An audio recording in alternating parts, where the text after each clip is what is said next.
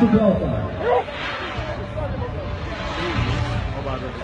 E o motor aplicado.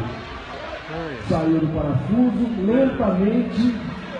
Você já assiste a velocidade de avião, o jato, olha e vai vendo. Não é possível. Lembrei disso aí de ver os F-16 fazendo. Existe uma manobra que eles fazem que tem o nome de cobra, né? Na verdade, aquilo foi criado pelo piloto russo, aquela desaceleração, que tem o sobrenome de Chutakov. E é o que ele está fazendo aqui com o narigão, navegando, utilizando o recurso do setor de impulso. O avião está na vertical, entrando em pé.